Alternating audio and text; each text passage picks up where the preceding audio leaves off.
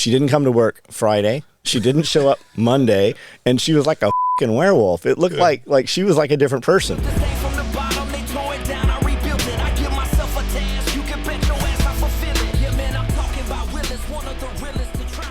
He said cuts her own hair, knows how to make possum stew, has a hole in her forehead like somebody lobotomized her, or somebody just got mad and put a 1/4-inch drill bit in her forehead.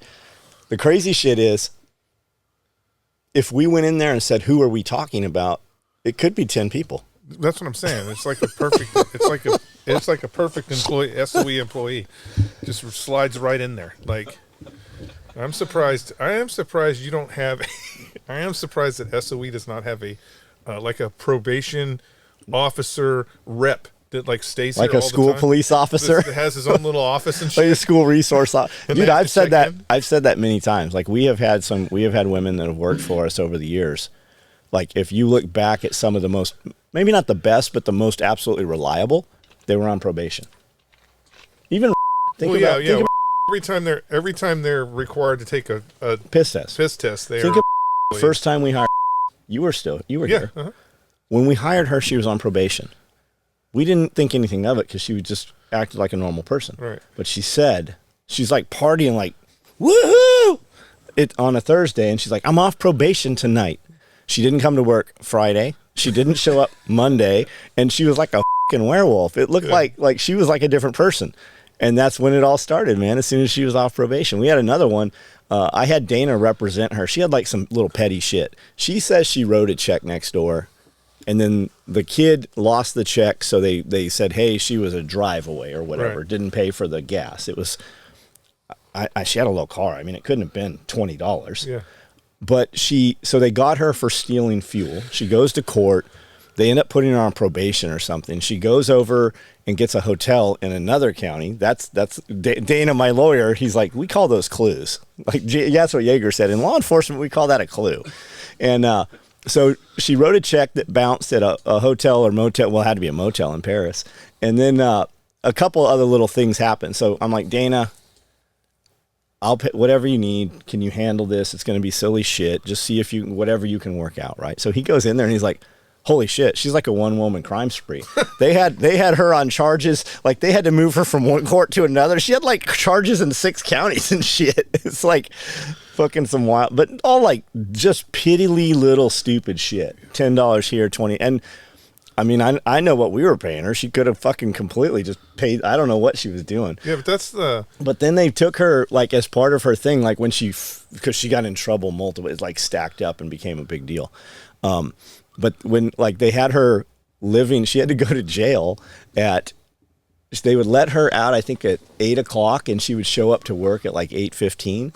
And then at 4:30, she had to leave and check into jail. But then she got in trouble for smuggling contraband into jail and like all kinds of shit, man. And like there was some crazy shit back then going on in the jail with the fucking jailers and shit. I went into the Waverly jail to get my fingerprints for my first suppressor. So I go in the Waverly jail, and you have to go in the actual jail.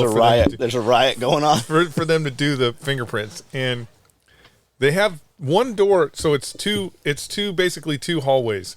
It's the men's, and then it's the females, right? And the men's door is wide open. I'm standing there, and you just see these guys in their prison slippers, and they're just shuffling across and then shuffling across. Yeah, it looks like they've Thorazine. Yeah, it actually does look like these guys sedated. They're all sedated. It looked like a psych ward or something, right? And they're just sliding across the rooms, going back and forth, And then it's a full moon on the other side. And then on the other side, the door is closed, and it sounds like there is a motherfucking riot. Like, it really does sound like some crazy shit is going on. And the officers are just, the 2 officers, immune to it. They're just standing there like, oh, we'll get you in a second, and we're going to do this thing. And the female officer goes over to the door, and she opens the door, and it's like every zombie movie you've ever seen. Hands and fingers and arms are coming out of the door, and she's yelling at these girls like, what the fuck is going on in there? Why? And you hear one person say, we can't find the damn broom. We can't find the broom. And she literally grabs the broom and pushes it through the door, and they snatch it up, and she shuts that thing again like it's a zombie apocalypse. She just slams that door on wrists and arms and shit to get the girls back in the fucking. It was wild. insane, and that was the first time I've ever. I guess they do it everywhere. I mean, this seems weird, but Waverly was the first time where I actually, because I had to sit outside and wait to be let into the jail, and all these again girls. They do what everywhere? I'm going to check into jail. Like, I'm sitting there, and there are these girls that are standing there, or sitting with me, and they've got like a little fucking mat and a little overnight bag and shit, and they're sitting, and I'm like, the fuck? Because it must have been Friday. I think I was there on Friday. So going back to so I don't know about everywhere. I've never been in a small town jail, right? I've been in a couple big jails, and it's not like that in normal cities. But our friend Chester, you'll recognize him, but our friend Chester was a police officer here, and he's no longer with the police force. He's doing something else. Good dude, super good dude. But I remember him telling the dude, some guy backed up and hit some guy, that kid that worked from, I can't even remember his name, was staying at the team room, and this guy backed up and hit this little S2000 sports car. And the paint was on it. Well, it's maroon paint. There's the maroon fucking truck right there. And it's got a dent in the bumper, right? Like, we know what happened. So Yeager's like, hey, file police, because he has to for his insurance and shit. So Chester goes over, talks to him. He's like, hey, did you hit this car? He's like, no. He's like, look, man, the evidence says that this vehicle hit this car, whether you were driving it or not. Just fess up to it. No big deal. We're not, no charges. It's going to be a minor thing. If we have to pursue this, though, you might as well go get your toothbrush and get you a couple changes of underwear, because I'm taking you to jail. And I go, what is that all about? He goes, what? I go, they have to bring their own toothbrushes? He goes, yeah. If he wants to brush his teeth in jail, he has to bring his own toothbrush to jail. Your folks have to take care of you. I'm like, that's some crazy shit. I'd never heard of that. Well, so you got these girls all lined up there, and I don't know why there wasn't any. Maybe the men's isn't as crowded as the girls, but and they go to the window and they're like, Susie, I'm here to go to jail for the weekend or whatever, and the the female guard, because Waverly is. I think I want to say that it's like 110%. It's always full. The jail's always full. They don't have enough bed spaces. And so the girl's like... Where is the jail? By the movie theater over No, there? it's behind... I don't know how to explain it. Doesn't matter. It's behind City Hall, really. Are they selling that old building? Well, there's been so many shenanigans between the city and the county on building of the new jail that I foresee that the sheriff's department's going to be in that fucking brick building for another 10 years. Probably. You know where we filmed that? Where we filmed the movie. That's what they were going to do. They were going to turn that into the new county for the sheriff's department. I say that because that'd be a great location, because it's right there by Life Flight. It's by the hospital, and it's on a hill. That motherfucker can't flood. There's plenty of room to expand. Yeah, but the city ixnayed it, so it's just a big fiasco. But they should come put their police department in our old Walmart building. There's all kinds of shit going on over that thing all the time. But then the sheriff, the deputy's just like, we don't have any room. Come back next week. And they just told these girls this. And so the girls are just going home, And I was thinking, do they, because they weren't allowed. Because they were overcrowded and they couldn't go in jail. Does that count as time served? Does that count as time served? I'm assuming it has to, because it doesn't. It's crazy enough that it probably doesn't, but I would assume it would have to, because you are the one telling me I can't sleep in the jail tonight. That's what it is too. Yeah, it's just sleepover. Well, I mean, for people listening that don't know, Jeff and I, we would always, over the years, we've had a lot of women, girls mostly, that didn't have their shit together and work here. And they would tell us some far-fetched shit, like I got to go to court. Well, in this county, Wednesday court is the Jerry Springer court. Oh, that's awesome. There is some crazy shit that's going to happen if you are going to Wednesday court. So we're like, this can't possibly be real. And he's like, let's go see. So we'll go sit in court to see. Awesome. And the shit they told us, it's always what they told us. It is as crazy as it sounds. But that's the mundane shit compared to the other shit going on. We went to court. We've probably been, maybe a dozen times, maybe more. There's a few girls we saw in court every fucking time we were there. I think they just live there. There was when the last time we went, I don't know if you remember this. So the girl I'm talking about worked for us. Her name was Gina. Mm-hmm. Her husband or her boyfriend, whatever, he'd come pick her up, and he'd pull up in this shitty truck with a trailer with this nasty ass couch. He'd pull up 4 hours early in my parking lot and sleep on the couch. It's like you see those them tin signs everybody buys where it's like the cowboy cut out of the steel cowboy with the hat, and he's got his foot up against the pole. That's how that motherfucker looked on that couch all the time. There was a girl. It wasn't one of our employees. We were sitting in there. I can't pay my bill because I haven't. This girl comes in. This girl comes into court. She's literally got two fucking. And it was $13. Yeah, it's like $13. 7-Eleven bags full of bullshit, chips, and so she brings it in court. I can't believe they let her bring it in court, but she brings it in, and she's sitting apparently with the usual suspects because everybody's getting a little bit of something out of the bags. And then when she goes up there, it's like $13, and the judge is like, "It's been 6 months. You got to pay this off, or I'm going to put you in jail." Like he's doing. Like I don't know if it was just our particular experience, but being in that courtroom in Camden, I was like, "Man, this judge is fucking awesome." Like he was courteous to everybody. It didn't matter what their crime was, and he was just trying to figure out solutions. I stood up and said, "I'll give him a job." Yeah, I'll give them a job. Figure out solutions, and he was pretty bad. I really like that. He said it's been 6 months, and I have let you come back here. You've been here 4 times now, and you haven't paid this $13. And she goes, "Your Honor, I cleaned my friend's bedroom. I cleaned my friend's bedroom. But she hasn't got her check yet, so she hasn't been able to pay me." He said, "Your friend's house?" She goes, "No, my friend lives in a house where she rents a room. I cleaned her room. Where's the check coming from? It's her fucking disability or child, whatever, right, some government check that taxes are paying for." And the judge, he didn't make her go to jail that day either. No, didn't. Just like I go, we will give them jobs. I think that's it's just like. I mean, from a small town perspective, it's got to be the usual suspects, right? You got to show up at Wednesday court on a horse. Every day. Show up with your aviators and a shotgun. Yeah. I got 2 prison balls. I'll start looking for more. We'll ankle chain them. They can carry their ball. We'll parade them. John, here's the thing. You don't ankle chain right off the bat. You only ankle chain the runners. That's it. Right, but while we're sitting there. Right? Because they'll go in and go, "Can I go to the chain gang instead of jail?" Have you seen, when's the last time you've been to jail? It's been a minute, right? Like in a jail or been to a jail? To court. Oh, long, probably with you. Yeah, because I was very upset to learn that when I first moved to Waverly, the crew that would go out and clean the roads. They stopped doing it.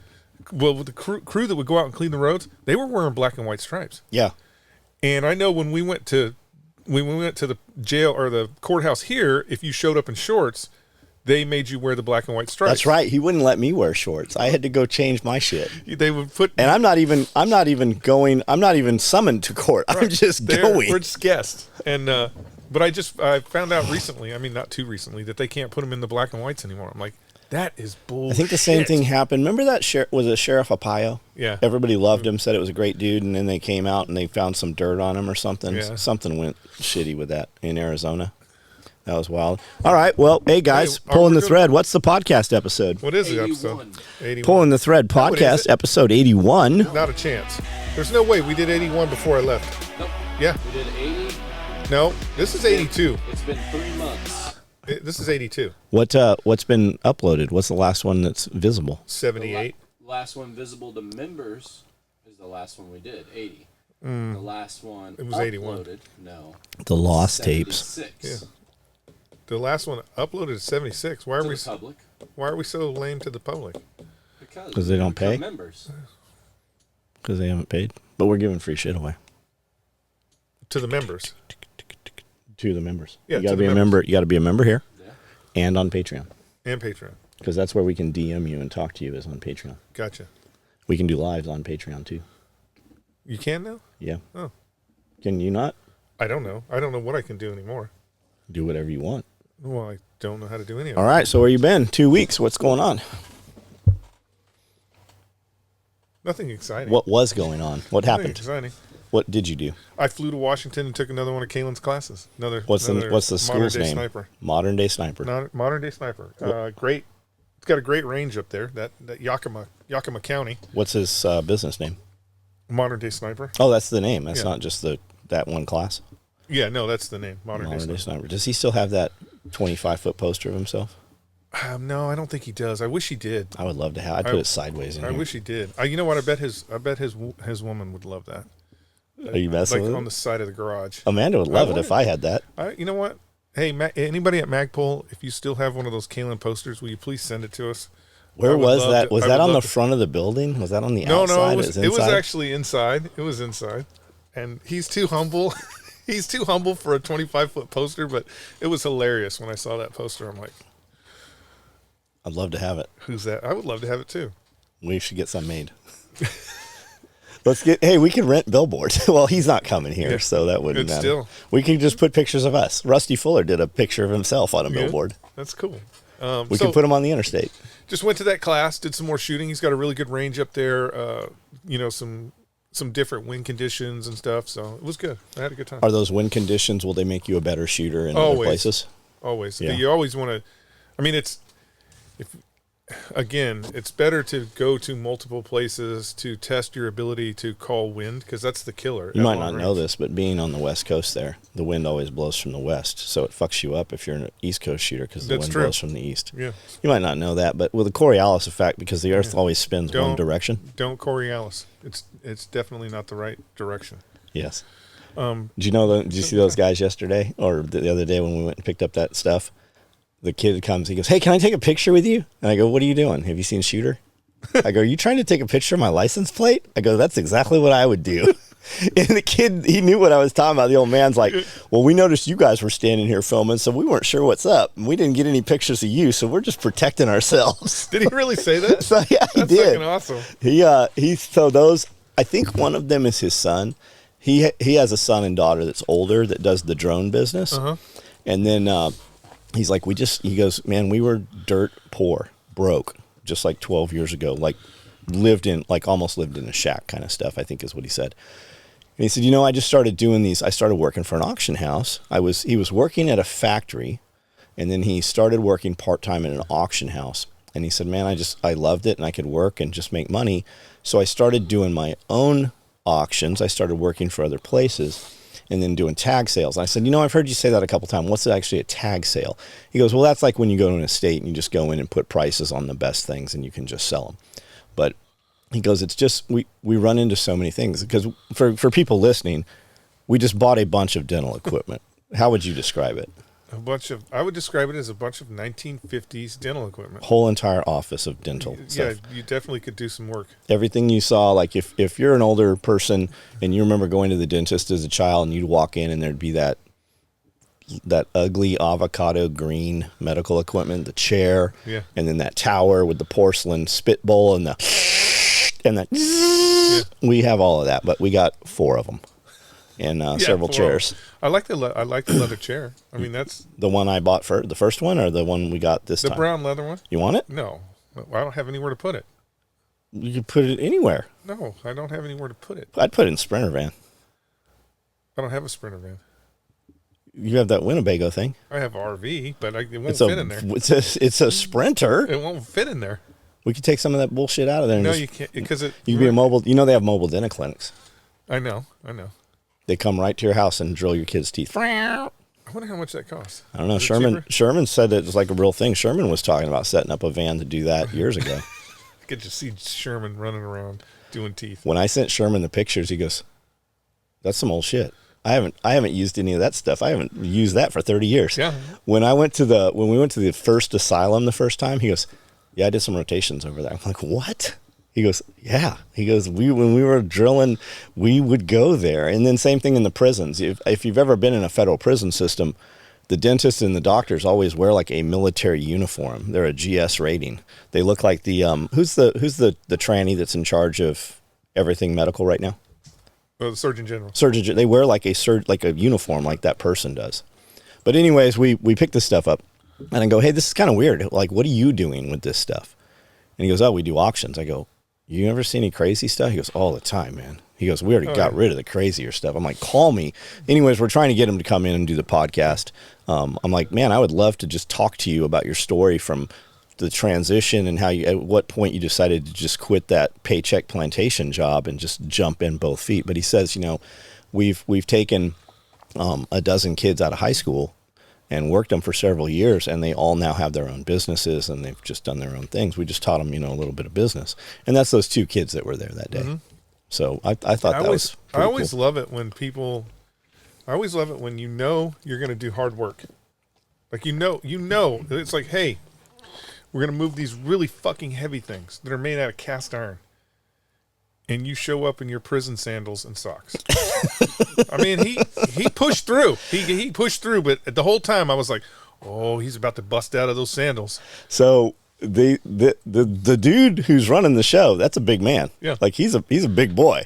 And he showed up with these 2 kids that I thought were his sons, and they're kids. Yeah. They look athletic, but like we brought people because we're usually when I buy this stupid shit, we're the ones that have to move it. And it was glorious. These 2 kids they got it, man. They picked it up and moved it. It was glorious. And somebody else, like when I buy gym equipment from Mike, I can't remember the man's name. He's a huge not Jonathan. He's a big dude, like huge. Like if you think of a big dude, he's twice that big, and he shows up in fucking sandals too. Moved all that gym equipment in the garage. He's like, get out of the way. I'm like, do you want some dollies? He's like, no, I'll just pick this up, move it. It's nice to have guys like that. It is, man. It is, yeah. And they don't bat an eye. They just make it happen. Yeah. So did you is because Kalen came from sniper school. He came from your community, right? Yeah, uh-huh. And he took over school after you left. Is that how that goes? Somewhere after? I don't know if Kalen did go to 1st Marine Scout Sniper School as an instructor. He went to SOTG. I know he was at SOTG for a while, so I don't know if he went to be an instructor there. But so is sniper, what do we call it even now? Sniper, precision shooting, marksmanship. What do we call that? Not snipering. It's nothing anymore in the Marine Corps. Right, but what's the school you just went to? The modern day sniper school. So sniper. Yeah. So is that curriculum that he's teaching currently different, and how so than the curriculum that you guys taught? Yeah, it's different. It's a different. What would you say? It's like a different mission set, meaning the criteria for what he is teaching the outcome is completely different than what we were looking for. Meaning dead bodies. Well, yeah, they're not. The people that he's teaching they're not going out there to shoot. Their ultimate goal is not dead bodies. Their ultimate goal is a PRS square, whatever the PRS target is, to be able to hit that. But the wet dream. No.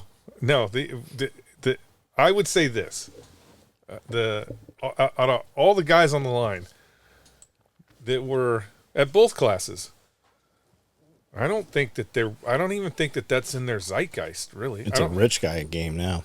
It is definitely a rich guy game. I mean, there was, the reality is there was probably, I'll bet on the line, there was $100,000 worth of kit, maybe even more, because everybody was shooting AIs, and fucking AIs are ridiculously expensive. And they had all the whiz-bang lasers and scopes, and there was quite a bit of money out there. It's not a cheap game. What happens when the old guy shows up with a Winchester 77? He's going to clean house. Is he? Yeah, he's going to clean house. Isn't that what they say? Don't worry about the guy with a lot of guns. Worry about the old guy with one gun. Yeah, he's going to clean house, I think. I mean, the reality is they're learning to use those rifles for a different experience. So, like, what Kalen has done is he's taken a sprinkling of sniper stuff and a sprinkling of hunting stuff and a sprinkling of PRS, and kind of put it all together. So it's universal. It's universally acceptable at a certain level for all 3 of those things. Do you think and it works out pretty good. Do you think it helps him fill classes because he has shot at men?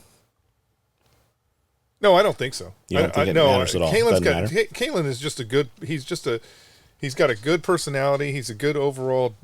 Just a good overall individual.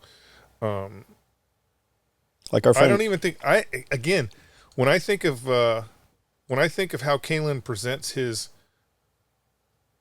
instruction, and I'm sure people are going to be like, yeah. I don't think that's even part of the zeitgeist, really. The military sniper part. I mean, people are more interested. The reality is, people are more interested in what he's doing on the PRS circuit than. Is he doing PRS? Yeah, he's doing PRS. Yeah. Have you had any interest in doing PRS? No, not at all. We have a friend that when we met him, he was shooting for the Olympic D team, I think. I don't know. You know who I'm talking about? No. Kent. Oh yeah, F class. He's an F class. Kent's an F class shooter, and he's 95%er, which is. What does that mean? That means he's fucking badass. What is 5%er? Well, I think it's 95 meaning hit. He's in the top. He's in the top 95. Okay. He's in the top 95% of fucking shooters, which is badass. And I didn't. I know Kent through you, right? I know Kent through, and I know Kent as a good. He's a good dude. He's a good old boy. I've been to Kent's house. I've broken bread with Kent, and I like Kent. Kent's a great guy. And I didn't really know because, again, Kent is like every other, I think, probably like every other really good shooter. He's not running around bragging about his shooting skills, right? So I knew Kent was a shooter just because he's got his range out there and all that stuff. And then, your son bragging about shooting paint cans and shit. Shooting the nozzles off. There's a big difference and in so, that. So I knew that Kent was a shooter. And just to, like, I don't know, probably 5 months ago, not even 5 months. It was longer than that. It's probably last year. I'm talking to Sperling, and he's like, yeah, I'm watching this F-class shooter on fucking blah, blah, blah. And shooting, and I go, oh, I know an F-class shooter. I know a guy. I know a guy. He's here. I could take you over there, and we can go to his house right now. He's got the baddest. I'm telling him about his reloading because Kent has. He will build you a fucking house. Yeah, Kent has a fucking badass. Fucking cool. I'm surprised John doesn't have Kent's guys building him a house. Badass fucking reloading. I'm like, yeah, he's got this fucking. It's like a Star Wars reloading system, and John's like, what's his name? And I'm like, Kent Rush, and I don't think anything of it, right? I just say it, and then. John's over there on the digitals. Pulls it up. He's on the digitals. He's like, he goes, did you say Kent Rush? And I'm like, yeah. That's the guy. He's like, bro, he's 95%er. You know how good of a shot he is? I'm like, I don't know. I mean. What percenter is John? What do you mean? John's not a percenter because he's not in the F class. Oh, it's only for PRS or something? No, it's for F class. So F class. So what exactly is there an A class, a B class, a D class? No, it's F class is, it's just classifications of shooting, and F class is. So it's like class 6 or class 1 trophy trucks, and it's basically 1,000-yard shooters. That's all they do is shoot the 1,000-yard line, and it's group size of the 1,000-yard line, and so John got all excited that I knew Kent Rush, and I'm like, his wife makes really great pies.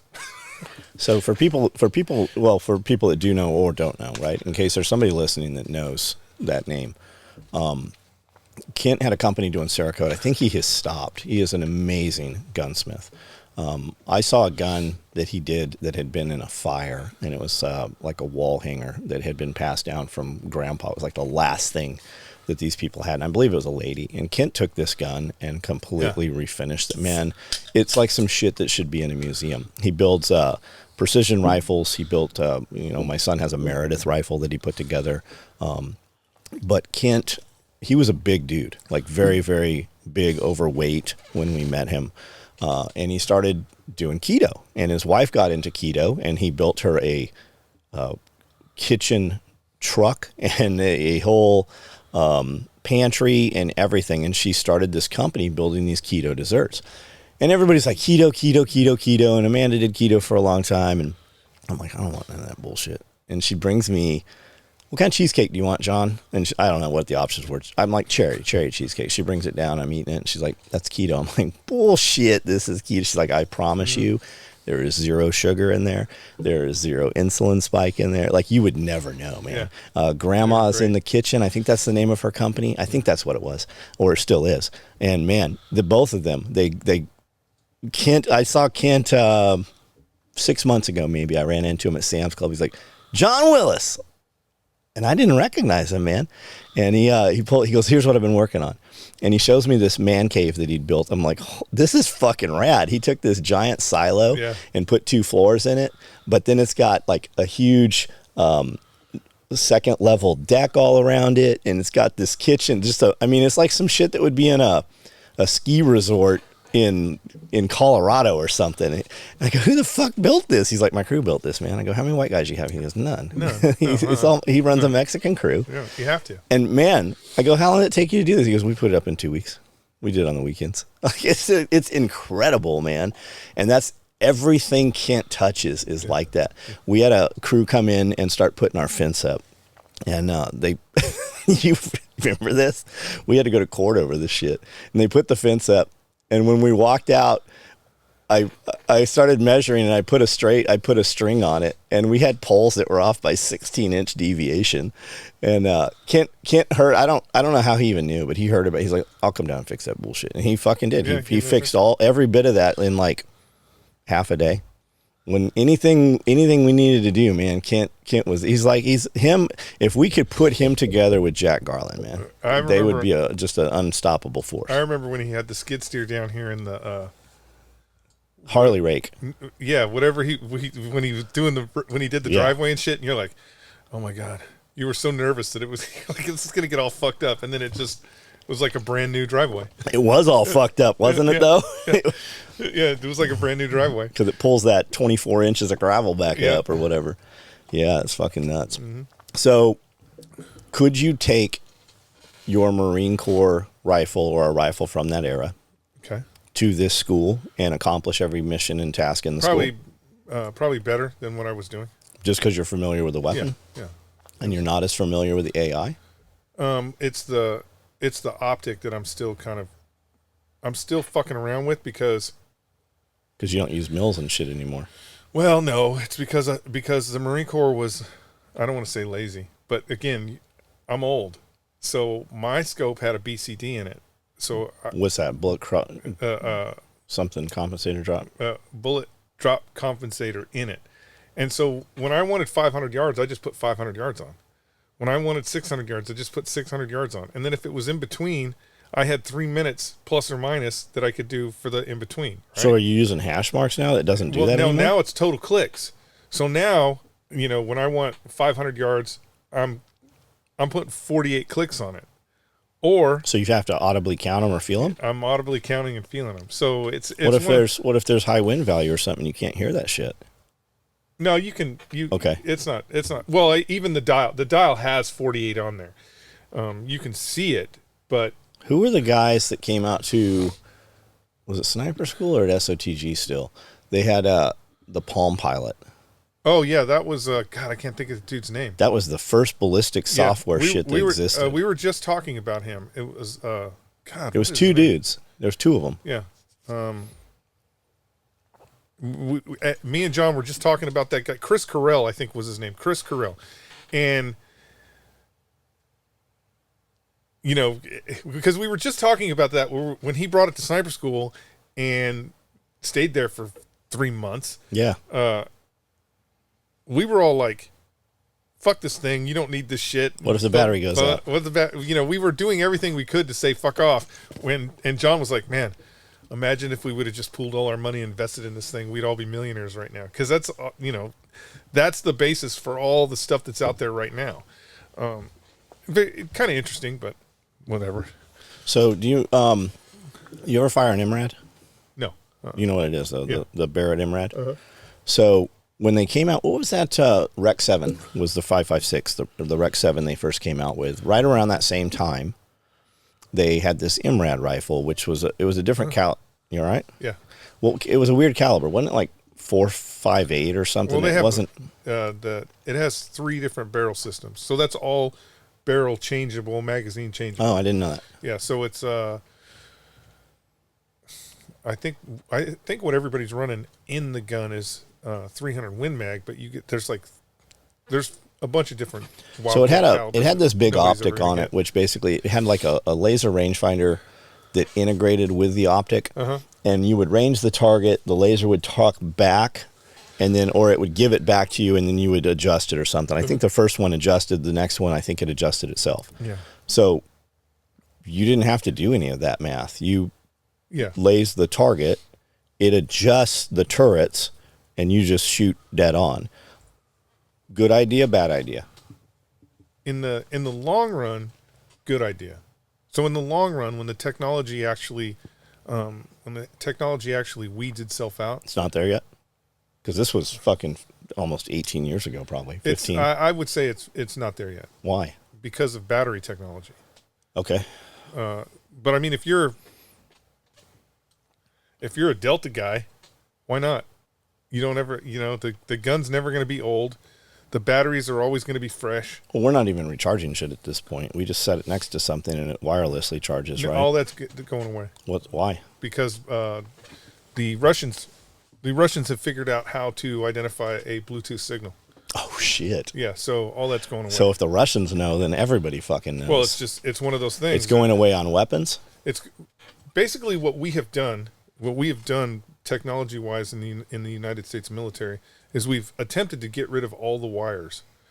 So everything Bluetooth talks to each other because Bluetooth in itself is a very, very low signature. So there's a lot of shit out there that says Bluetooth actually affects your mind, right? All the radio waves and EMF, electromagnetic force and pulses and signatures. I mean, it's everywhere.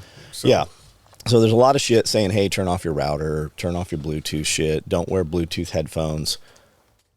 I feel that I'm slower now than I was before, but what is that from, right? Is it chemicals that I'm just immune to now? Probably because you're older. No, it can't be that. Or is it just the content, the short form content, right? I get, oh shit, I've been stuck here 15 minutes watching shorts that have done nothing for me. My attention span is completely fucked. Is it the Bluetooth? And I was saying that, and then Overton was on one of the lives. He's like, hey, that's horse shit, right? And I go, explain. He goes, well, I have a heart transplant. Literally, they took my heart out, and I've had this for 15 years now or whatever. And he goes, I charge my heart by Bluetooth. Like, it doesn't, like, none of that. And maybe he's right. Typically, when Overton says something, he's usually fucking, I've never caught him not right? He's a fucking absolute genius. He's just one of them dudes, man. So if he's telling me, hey, that's bullshit, I kind of tend to think, well, maybe it's probably bullshit, the Bluetooth thing. But that's I fight with that all the time. I carry, well, it's not Bluetooth, but I carry these rechargeable stilettos, and they're great. Run for, 90 minutes or so, and they hold the charge great. And I just plug them in every now and then. But I still carry around redundancy for anything that's rechargeable in my bag or in my pack. Right. I've got a headlamp that takes AA's and AAA's so I can run lithiums, and I've got flashlights and I carry an extra 5 pounds of fucking batteries and lights that I never use. And I'm like, man, I should just stop carrying that. But the first time I do, man, that's when I'm going to be more than 90 minutes someplace, Probably, so yeah. I always have that fight in my head. Mm-hmm. I don't want to drive the car because I need to carry all this extra shit in case something happens. So we end up with a truck and a trailer. And then I'm like, fuck, it took an hour longer to get there and we didn't use any of this shit. Yeah, true. You're falling into it's better to have it and not need it than to need it and not have it. Well, I mean, that's kind of part of living here. Right. I mean, that's Yeager said, man, I don't even go to Memphis without another extra truck and 4 more guys. I'm like, you ever had to use any? He's like, nope, but we have it. We don't go to Memphis without 8 guys. You don't want to be in the situation where He had me crazy with it. He had me scared to death of Memphis, man. I thought it was going like to Tijuana and shit. And then the first time I went to Memphis, I'm like, man, I ain't even seen a shootout yet. Every time I go to Memphis, I'm stopping at the Bass Pro Shop. Right, that's the only reason. Guys, if you've never If you've never been to first of all, if you've never been to a Bass Pro Shop, some are lacking. The one in Las Vegas is amazing. That one in Memphis is incredible. It's in the Pyramid, which was built to be a music hall originally, and then it was a basketball thing. There's a lot of history if you look at the Memphis Pyramid.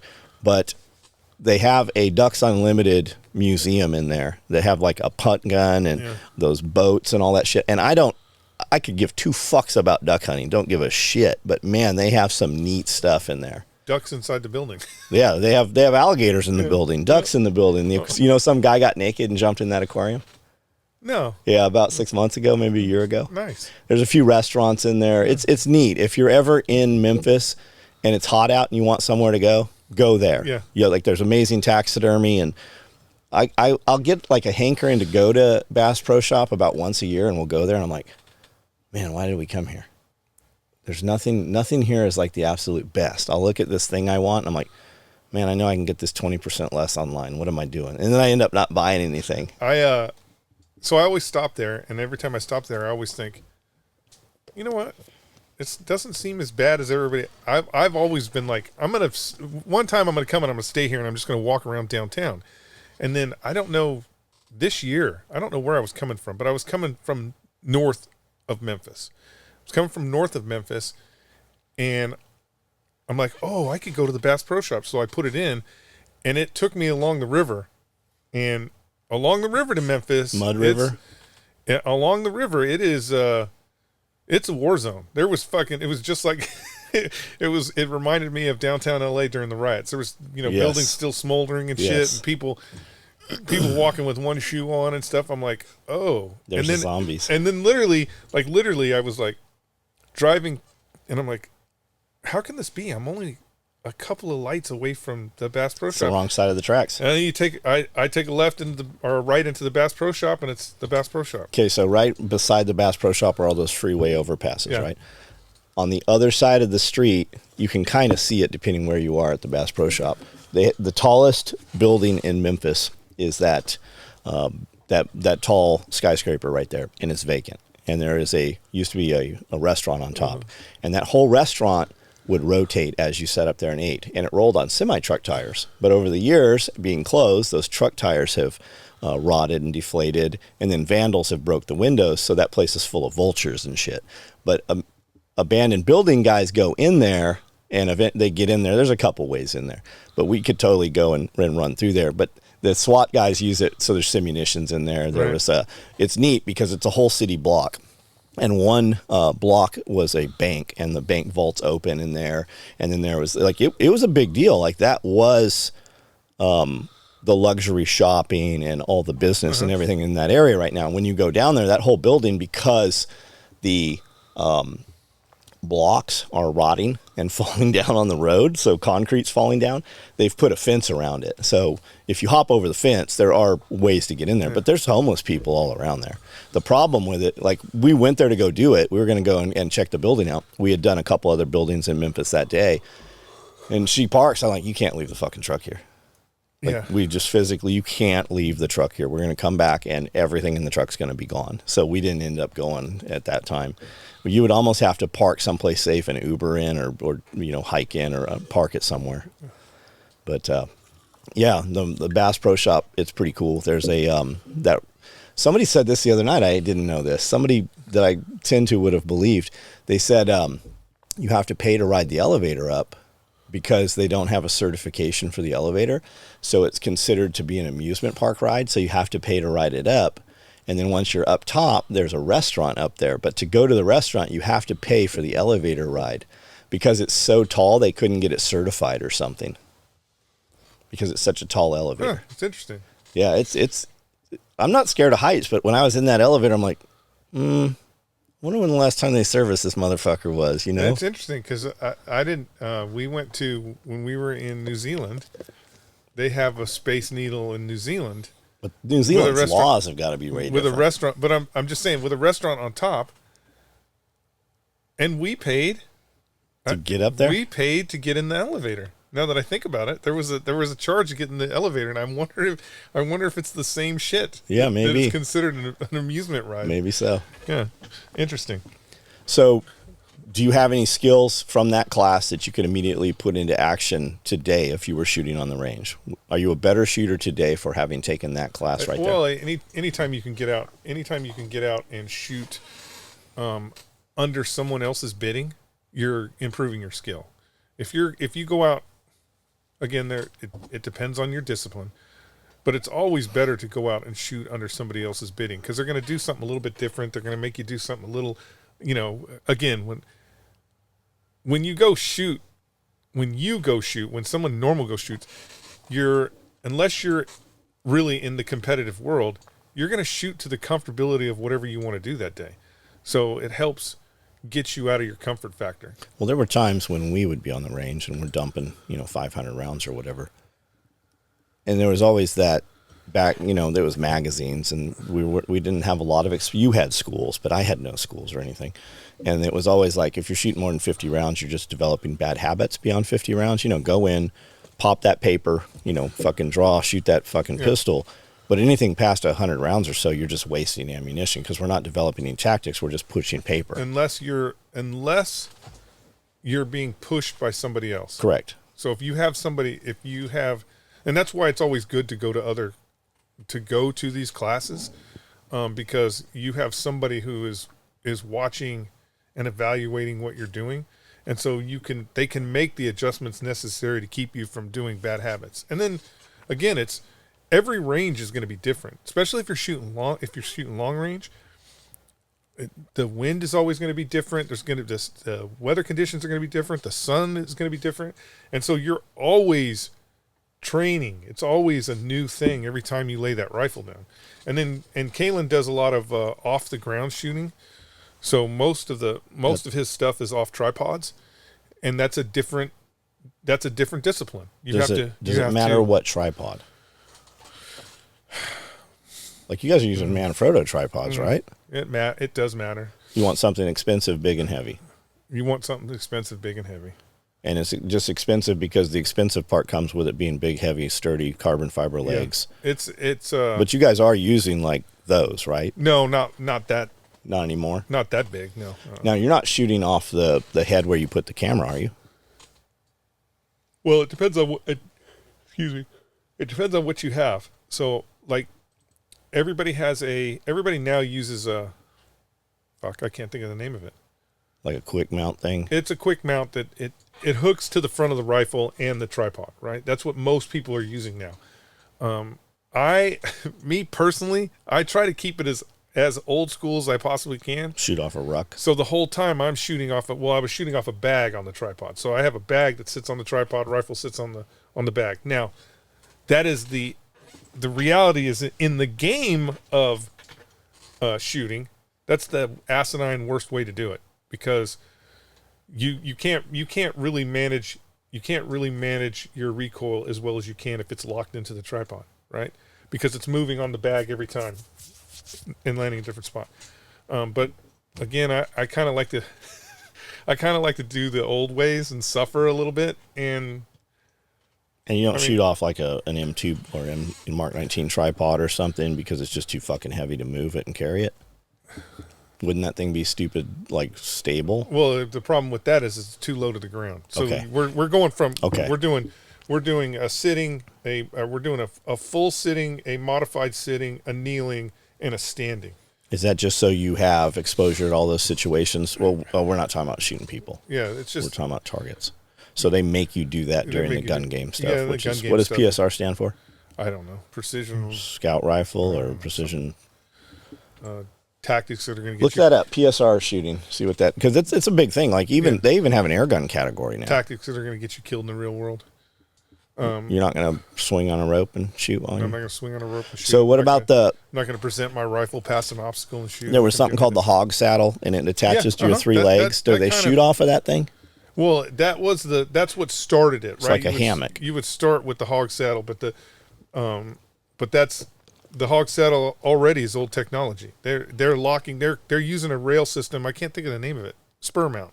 Is that right? No, not the spur mount. I can't think of the name of it off the top of my head. But they're using a rail system to lock completely into the tripod, where the hog saddle was a vise that viced your gun into it. Now, What's the nylon thing that's like a hammock that sits underneath the head? It's literally like a hammock. It is. It's just a hammock What's it for? to put your Scooby snacks and. You're not shooting off of that? No. Oh. It's just a. So the PRS is We're the saying it. actual contest. Yeah, PRS. And then What's it stand for? It is the Precision Rifle Series. Series, Yeah, okay. And the Precision rifle. PSR is the Precision Sniper Rifle. And then there's BSR. And then there's BSR, which was really fun. Do you know what that is? Butthole. Have you ever heard of the 2 Live crew?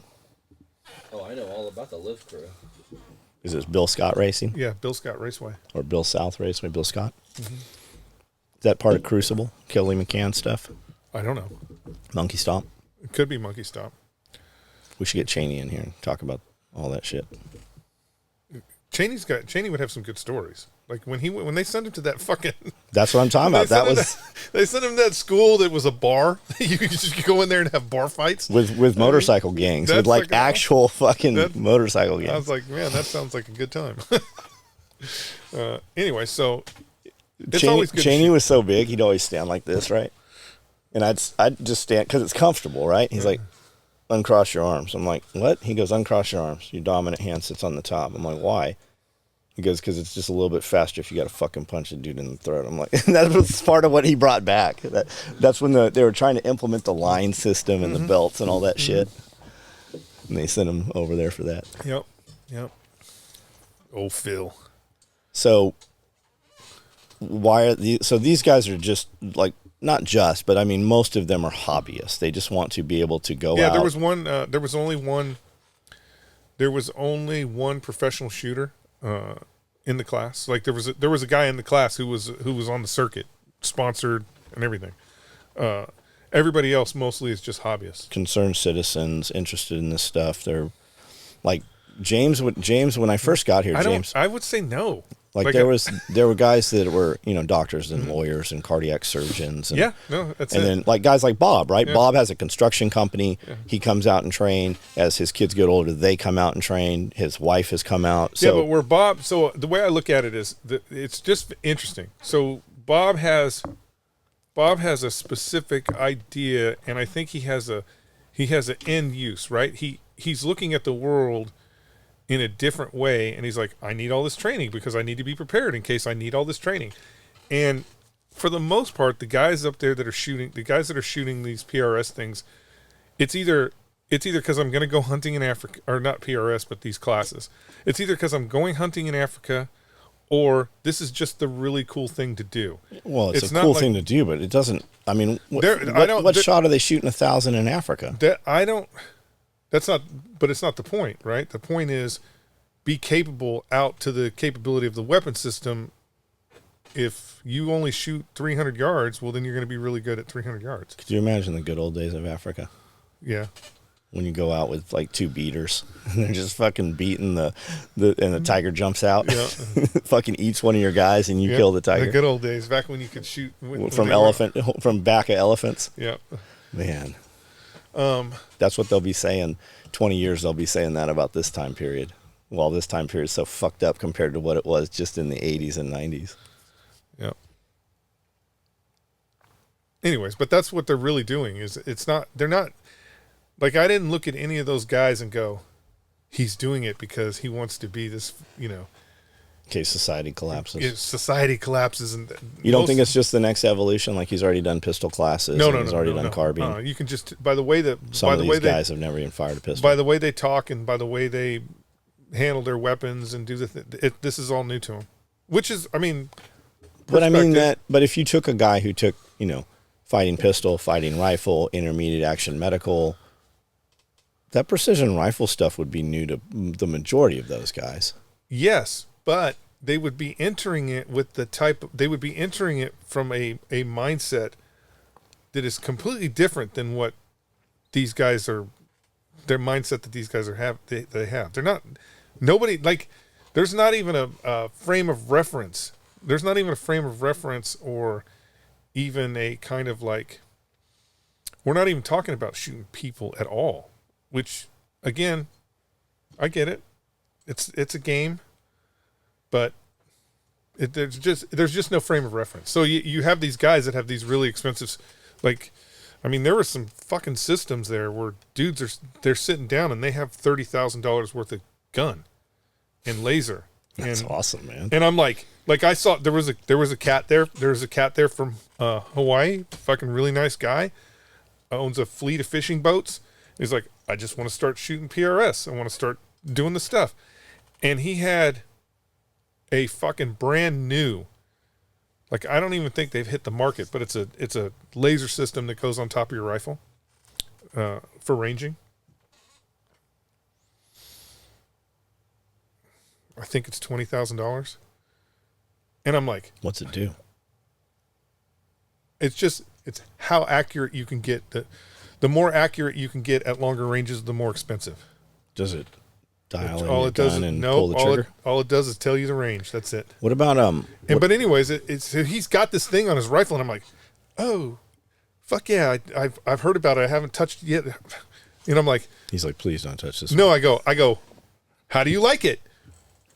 Is it accurate? Blah blah blah. I'm like, I'm fanboying over this fucking laser, and he literally goes, I don't know. I don't even know how to use it.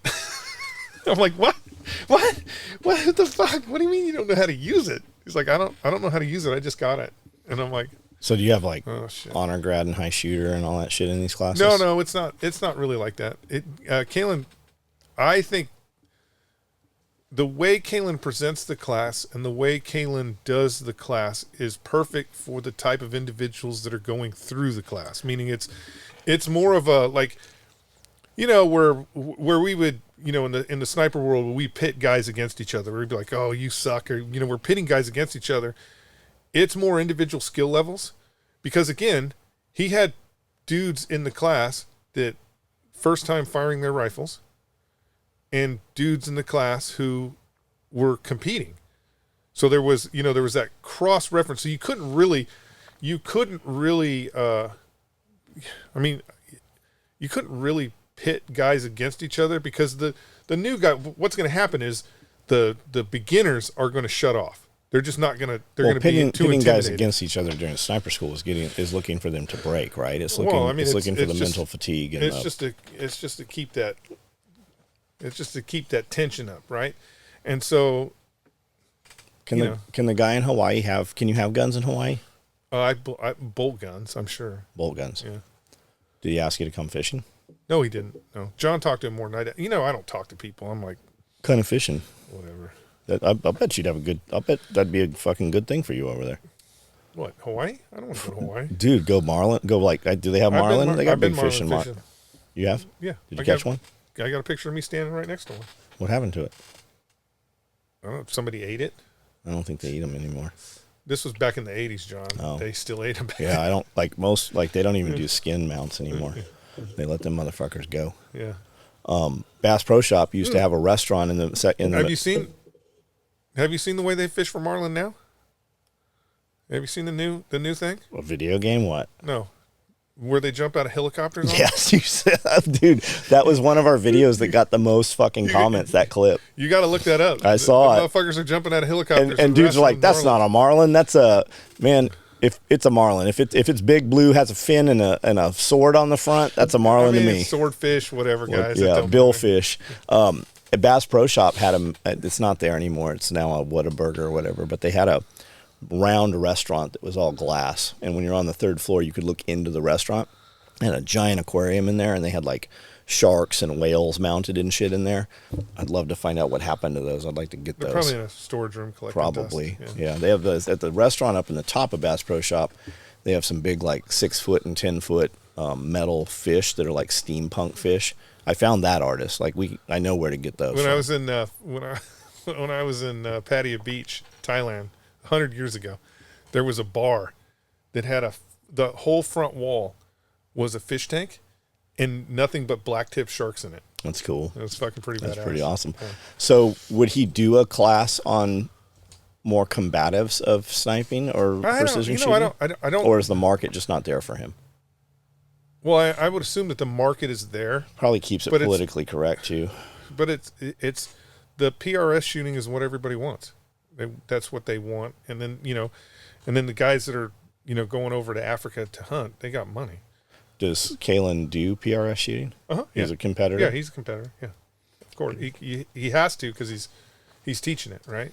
So that's why. That's part of the game. I think because there's guys teaching precision rifle that are not doing precision PRS stuff, PSR. No, or PRS. right? Yeah, I wouldn't.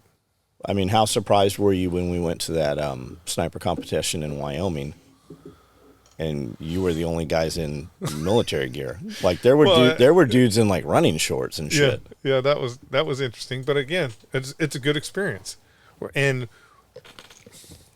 tactically, from a military perspective, if I was going to, because we even did it when we went to fucking San Diego, and shot that law enforcement one down there. Is it doesn't matter what the course is set up like. I'll give you an example, PRS, right? If I was going to run PRS, just as a Marine, right? If I was going to run PRS, I would only run PRS with the kit that was issued, because that's the kit I'm going to have to use in the real world, right? Yeah. I'm not going to get a bunch of shit that I'm not going to like. I'll give you an example. There's all these bags that everybody's like.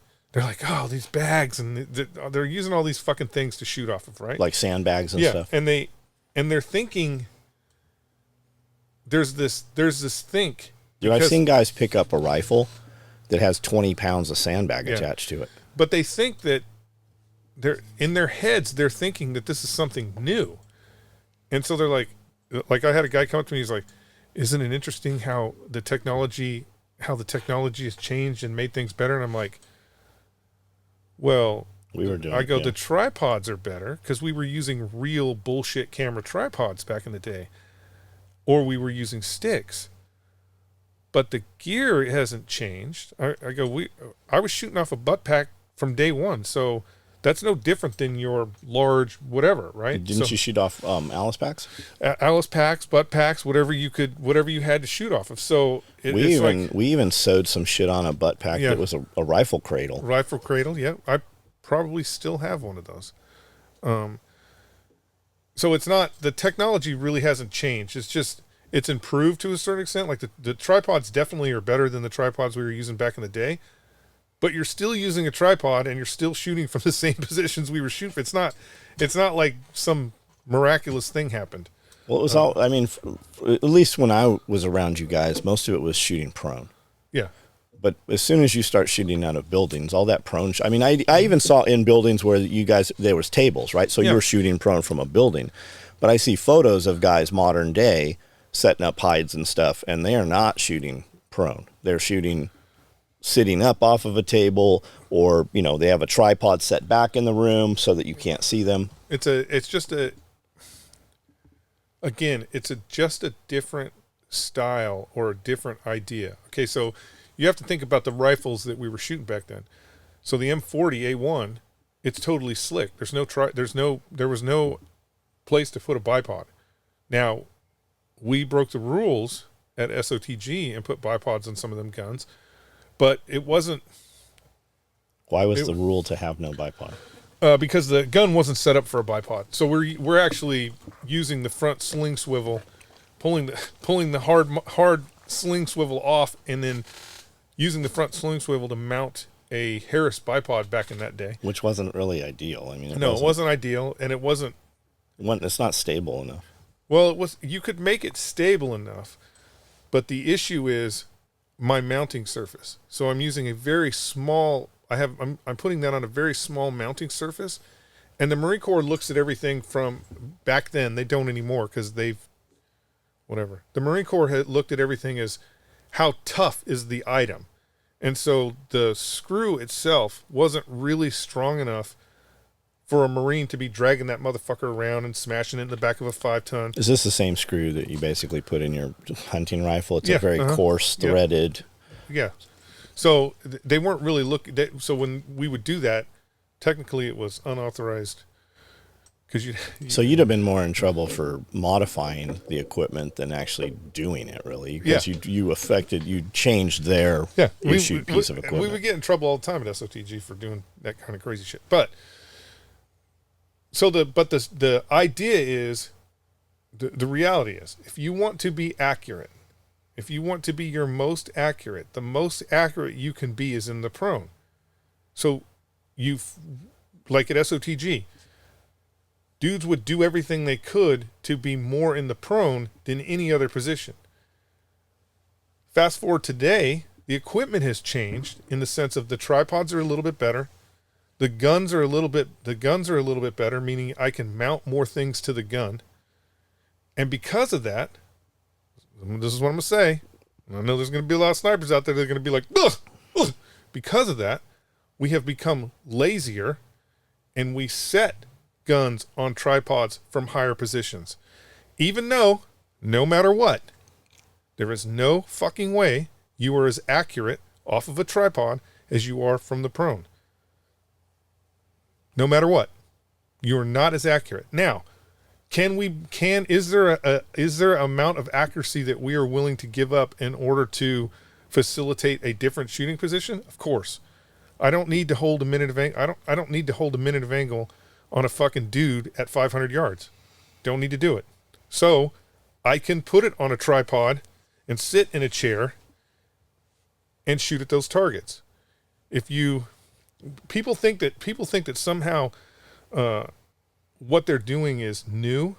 I can show you the pictures of us shooting I can show you the pictures of our positions in Mogadishu. One was a standing position, one was a sitting position. There were two prone positions. I'm sorry. The Barrett 50 cal, which was on top of a bunker, was a prone position, and then I had a prone position set up on top of one of the bunkers on K7. But those weren't really the positions we were shooting from. All the shots, if I remember right, all the shots that we took in Mogadishu, I'll have to ask Travis because he'll know what happened on the embassy. All of them were either from the sitting or the standing, except for one, which was Schmidt with the Barrett, and that was in the prone. He shot a guy. Yeah. With the 50. With the 50 at like 250 yards and blew him in half.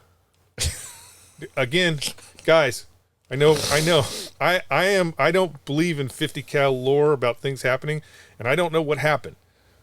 I don't know if he hit a grenade or the guy had an RPG-7 and walked out. He fucked up because everybody knew where we were at. That unfortunately, the UN actually told all the militias. They're like, hey, this is where the snipers are, and if they see this is what they're going to do.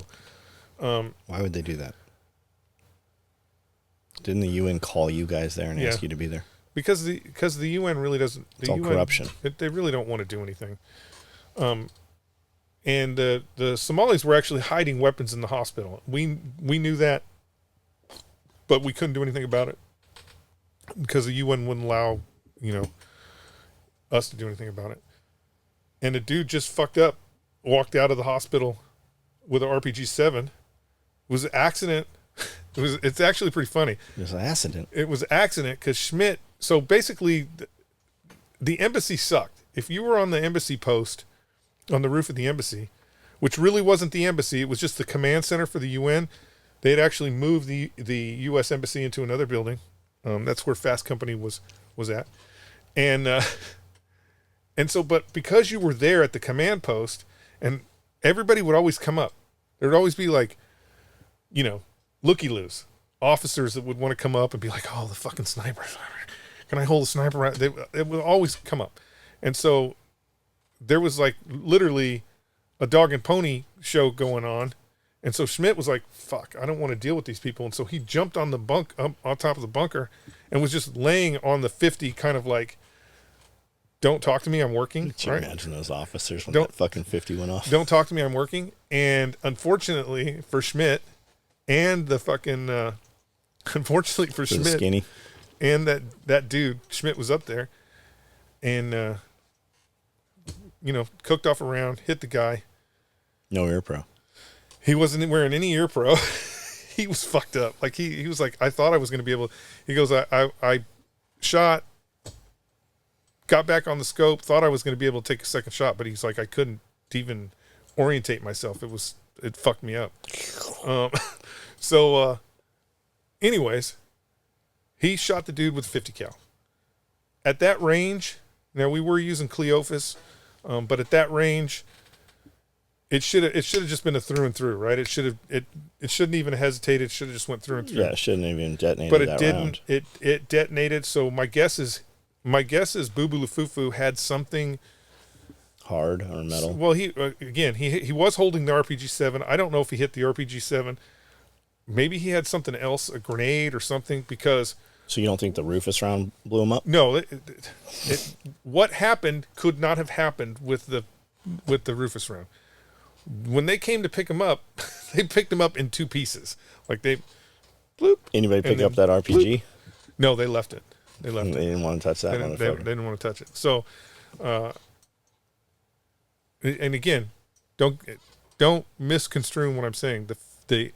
That round did not cut that guy in half. It was something that it hit that had to have helped. We had first time I saw an M2, he had Rufus rounds in the M2, and he was shooting at, I think it was a station wagon. I was waiting. I'm like, all right, here it is. It's gonna fucking pop up in the air and blow in half. And it didn't do none of that shit when he was shooting that thing. He was shooting it with API and green Rufus rounds, and it didn't blow up. Well, the interesting thing is that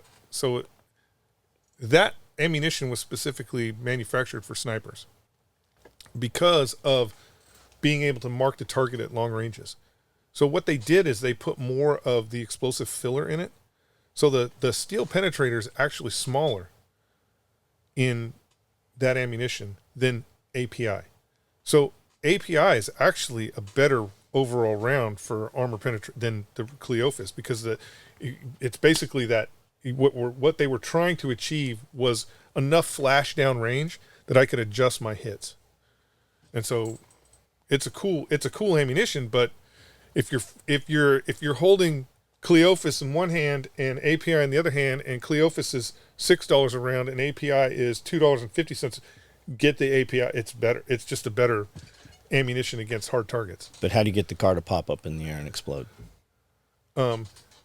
Law. Really simple. AT4. 50 pounds of tannerite. No, there was no tannerite back then. 50 pounds of tannerite. It doesn't work like it does in the movies. What are we talking about? How schools have evolved into not shooting people. No, I mean, it's just he's operating in the civilian world, and that's the civilian thing that they want, and he'll pull completely different audience. I'm sure if I was like, I'm opening range 117, and all we're gonna do is shoot people. First I would get probably sued by some woke organization, but there would be hundreds of people that would line up to have that experience, to do the Marine Scout Sniper experience. People would line up to do that. Are you down to go to any school? Yeah, I would go to any school. Even boo-boo schools. That was something that stuck out. Having been around James so long now, it really even means more now. But when I remember you talking about, hey, we're going to Gunsight, I'm like, why? You guys are goddamn Force Recon, SOTG, Marine Snipers. Like, why would you go to Gunsight? And you said even back then, 30 years ago, you're like, because no matter what school you go to, there's some piece that you take away that goes in the toolbox, and there's something you're going to learn. And I've noticed that even still today, like so many different, there's these little fucking factions, man. And I train attack response. I'm not going over here. Yeah. Well, I train over here. I'm not going over here. And you're like, fuck, I'll go everywhere. You don't want to go? Yeah. Fuck it. That's one more slot for me. Yeah, I'll go. The reality is I'm poor. And because I'm poor, I can't afford to do what I would want to do. But what would you want to do? I would go to a fucking shooting school every week if I could. But fucking ammo's, fucking forget about how much fucking 30 cal ammo is. Ammo's fucking through the roof. I got you an ammo sponsor. Well, it's not precision ammo though, but it's fucking training ammo. Okay. Well, when I see some of that ammo, I'll start training. I'll bet your ammo's here. I'll bet Cody has your ammo. It's probably Cody. He's probably got a stack of it. Fucking that whole trailer, the back of the trailer's like squished down a little bit. Not a mobile home trailer. But I think, even when you hear about guys doing some really boo-boo shit, the reality is you should be smart enough to know what really works and what doesn't work. And attempt it anyways, right? Just because you never know. There might be some guy might have this whole crazy ass conspiracy of why something works or doesn't work, and then you try to apply it. Maybe it'll work. Because like, I'll give you an example. Kalen's course. There are things that Kalen teaches because of the PRS and because of the type of weapon systems that they're shooting that 100% does not work for me. Like they're moving the rifle in close. They're moving the rifle in out of the pocket of the shoulder in close to your center line. Now, I've seen guys do that CQB. Why is he doing that? Well, they're doing that to minimize. They're doing that to minimize your head movement, right? So you're always in the same place. Now, with a 6.5 Creedmoor, when you're shooting a little teeny gun, that was my next. Are they all running 6.5? Everybody's running some sort of 6.5, and so when you're shooting a little teeny gun, it's easier to do that than a gun that has recoil, because I need the pocket of my shoulder to hold the rifle on target so I can have a proper follow-up shot. Even for 308? Yeah, even for 308. So when I was attempting to shoot the way they wanted me to shoot, what would happen is every time I would shoot, the rifle would slide down. And so it's like learning to shoot pistol with your middle finger. Now the first course I did with Kalen, I attempted all the things. Everything that I was like, I'm just going to do it the way they're telling me to do it. I'm going to do that. And I've had to modify that back to some old shit because it's just not working for me. Are you shooting steel or are you shooting paper? You shoot both steel and paper. Does it really even matter on steel? I mean, you're still going to hit it. Well, minute of angle targets.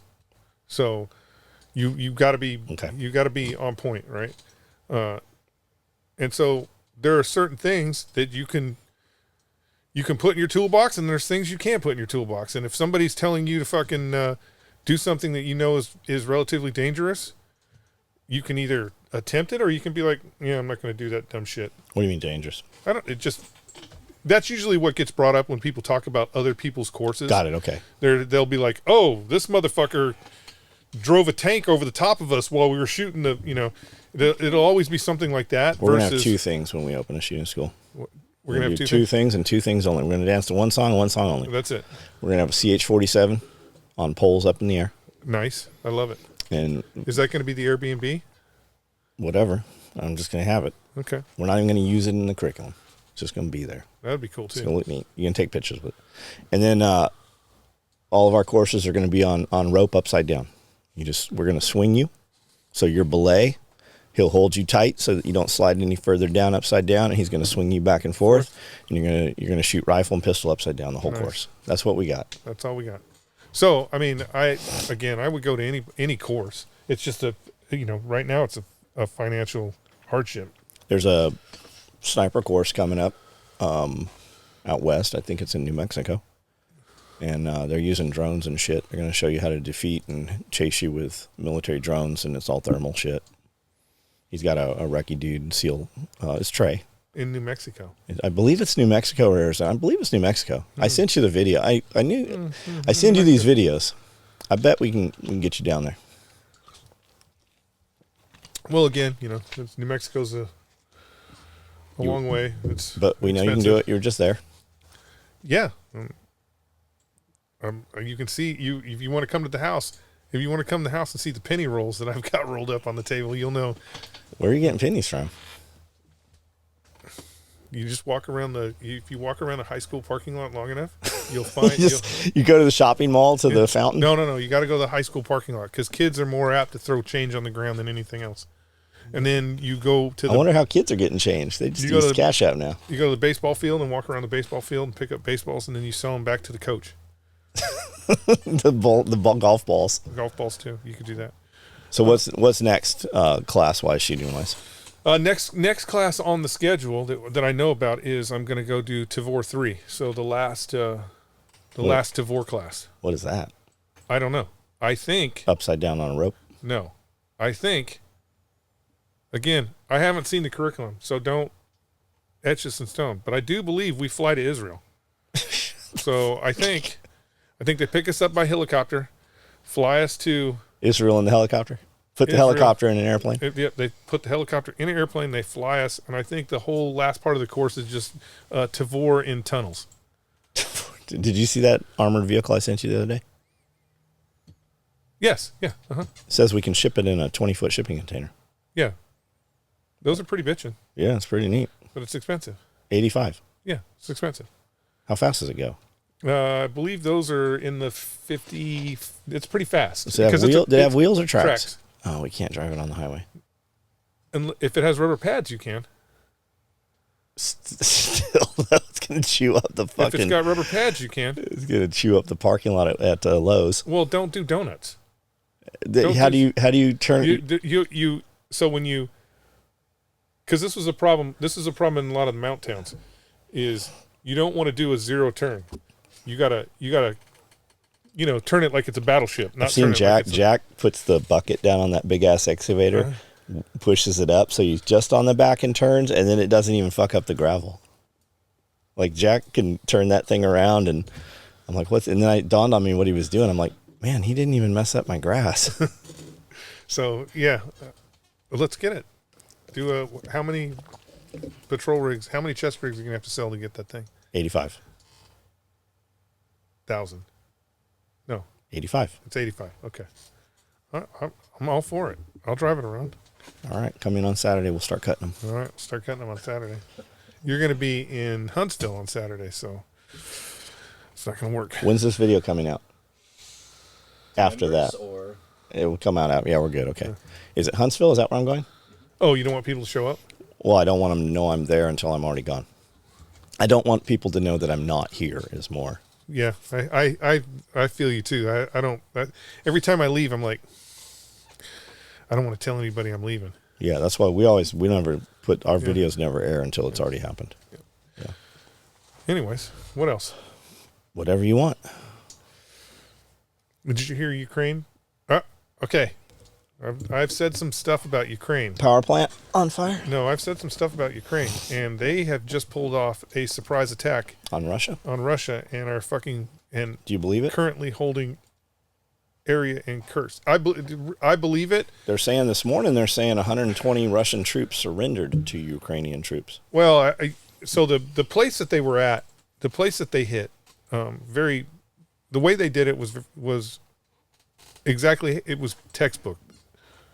So yeah, they'll make movies about this later. The way they did it is textbook. The question will be: can they hold the ground? Because they totally got the Russians. They caught them by surprise, and they're not going to. I don't believe that they're going to be able to hold the ground.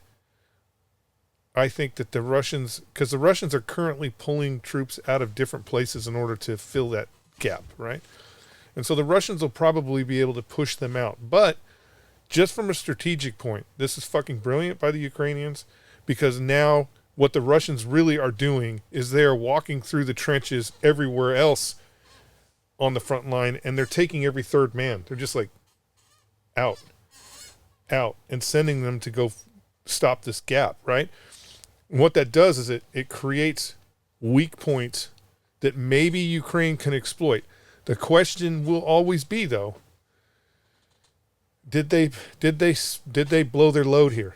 Do they have because they used a lot of armor, they used a ton of equipment to make this happen, which is how you do it. That's why we gave them those M1 Abrams and all that bullshit, was to fucking spearhead an assault like this. So they used Abrams? Yeah, they used Abrams. Are they using the Abrams because of the gun or because of the armor? Armor, really.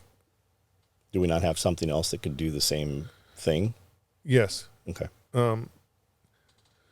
But anyway, so they did everything they did here was textbook, and it was fucking and it worked out well.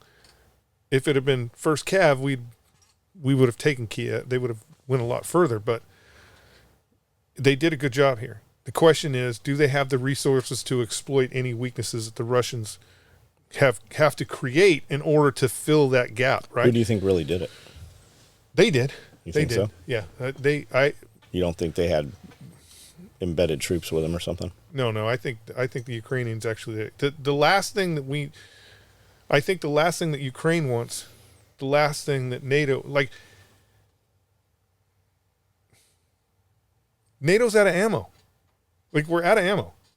currently there are forces within the United States that cannot fire certain weapon systems because all that ammo's gone. So they're standing up all kinds of armories. Like Yeah. they're refitting armories right now that have been shut down for 50, 60, 70 years. And they're rebuilding them and retooling But that them. takes time. Yeah, it all does, that takes yeah. time, and all that takes material and resources and expertise. Expertise. You don't. Yeah, old folks you have don't- died. You don't just take the New Jersey out of mothballs and throw some sailors on there and be like, fire these guns. Have you seen that they're keeping all those fucking battleships still as museums, and they're fucking keeping them? Yeah. There's a whole foundation for them. And I believe that. No, I'm not sure about that.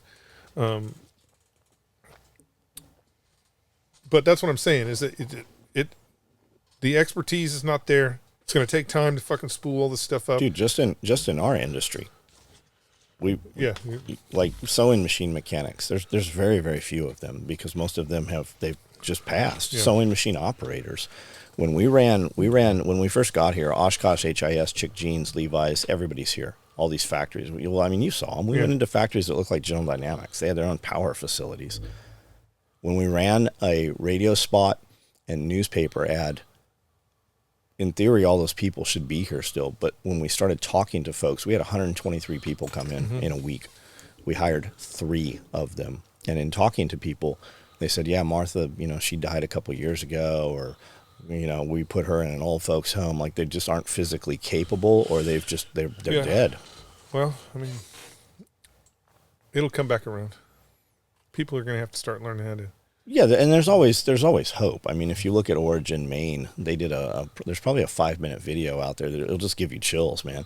This little company, they made boots, and these 2 brothers, they ended up buying this factory or got it. It's one of those things the city's like, we'll give you this for $1 if you keep the vagrants out of here. And they started looking at this stuff, and they found some names, and they found some older gentleman who used to work at the plant. And he's like, yeah, I know Martha. And then they got Martha in there, and she's like, yeah, I can get Betsy to come in. And now they've stood this whole entire facility up, and they vulcanized they do everything there. And they had been shut down for 50 years. Mike Rowe did a thing on just like, how come we can't make things in the United States? And he has a whole series or video that he did on making a flannel, how absolutely almost impossible it is to 100% build a flannel in the United States. And then there was another one that's just a toothpick. There was this whole town, this whole industry was built on toothpicks, and how it shut down, and we cannot physically possibly build a toothpick in the United States anymore, as fucked up as things are. It's just absolutely insane. It's about necessity, really. Right? It is always about necessity. We can build a toothpick. Absolutely. Why build a toothpick when we can get 1 billion of them sent from China or wherever? That's the issue. And when that supply chain crumbles and collapses, and we can't get toothpicks from fucking China, or we can't get paper bags, or we can't get flannels. So when do you think that's Someone happening? will- What's the catalyst to us locking down and not? Is China going to cut us off, or are we going to cut China off? I kind of don't think China has a choice. I think it's not about China's whole thing is imploding. Yeah, it's not about cutting us off. It's about the Chinese have a generation of individuals the Chinese young generation. Same problem we have. No, it's worse. They actually have a movement in China. So we're talking about millennials in China, where it's called let it rot. But so when we say millennials, what we fail to realize is They're 30 years old. I don't think Cody's even a millennial. Yeah, I don't think so either. It's generation before him, right? We're talking about 40-year-old people. Probably 30. I think it's 30. But the age group 25 to 30 in China isn't buying anything. They have no concept of, like, they're not taking care of their parents. That's all a super big deal in China because You know what we call that here? What? It's the tiny house movement. We've convinced people that they don't need anything greater than the bare minimum, right? So they get these little tiny sheds, and you're considered to be an asshole if you have anything more than what fits in the shed. The difference is that's a government idea of, or that I don't want to say government. That's a BlackRock idea of how they want you to live. So that you're a renter. In China, that's not it. That China, it's a fucking social movement of a social class that is like, fuck all of it, we don't care. And the problem with that is now you can't get your toothpicks made because nobody's showing up to work. You can't get your fucking $10, lamp from Walmart because no one's showing up to work. So eventually, what you'll see is rich people. There's gonna be a tipping point where you're fucking, your Bill Gateses and motherfuckers who are pushing everything offshore. There's gonna be a point where they're like, well, I'm not making money because I can't get $10 trinkets from China anymore. I'm gonna have to open a fucking trinket shop here in the United States. And it probably will turn around where we're going to start manufacturing a lot of stuff back in the United States. Did you see somewhere in Germany? This is big news this morning, which means it probably happened yesterday, the day before. Somewhere in Germany, there was a group that infiltrated a water filtration plant for a major city and was messing around trying to make it so that it wasn't actually cleaning the water, so that it was pumping bad water. It's been blamed on Russia. Have you seen that? I haven't seen it. Yeah. Did you hear that the Trump campaign office was broken into and a bunch of documents and files were gone through, but they don't know yet what was stolen? Have you heard that? I haven't heard that either. Now, they said that they were saying that that's a big deal. This very rarely ever happens. What was Deep Throat? Wasn't G. Gordon Liddy? Watergate. That's exactly what happened at Watergate. Is they broke into the Democratic Democratic something or other, and fucking were rooting through their files. So it was the Republicans that did it. Yeah, it was Nixon or the CIA. It was really nobody, but really nothing.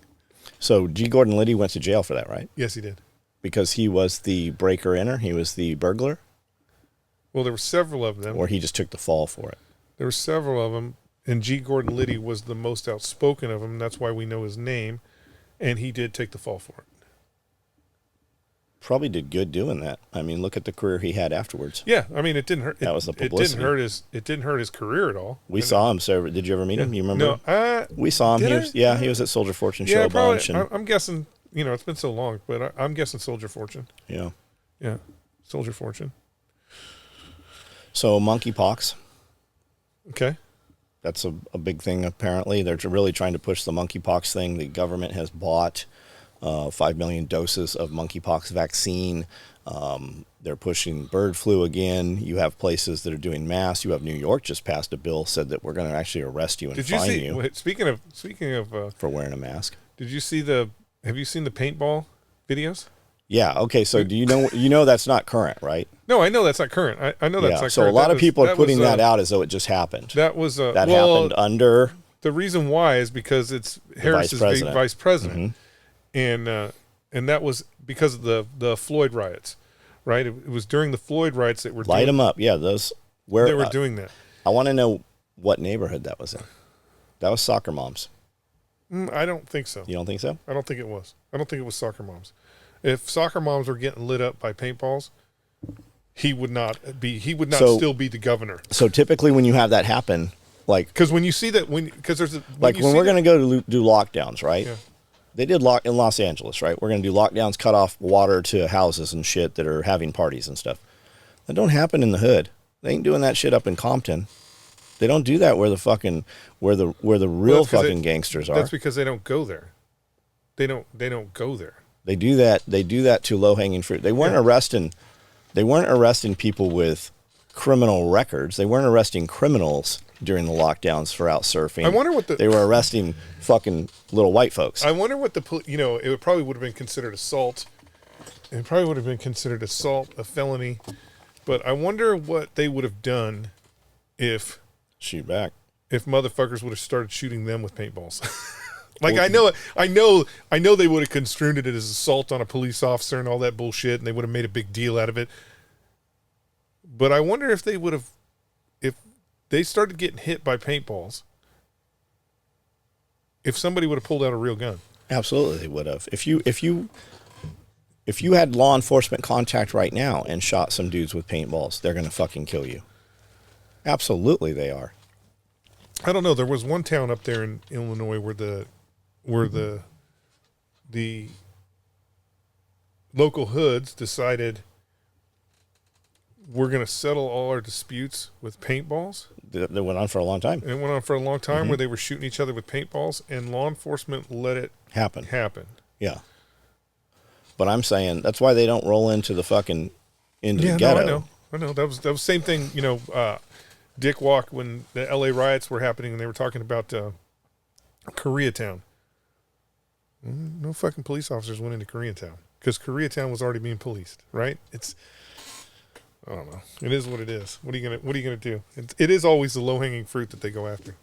So what do you know about the vice president guy? He's a turd. Like, it's a total turd. There's nothing.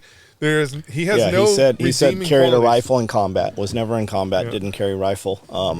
He said he was command master sergeant or something. Command sergeant major, which he was never fucking.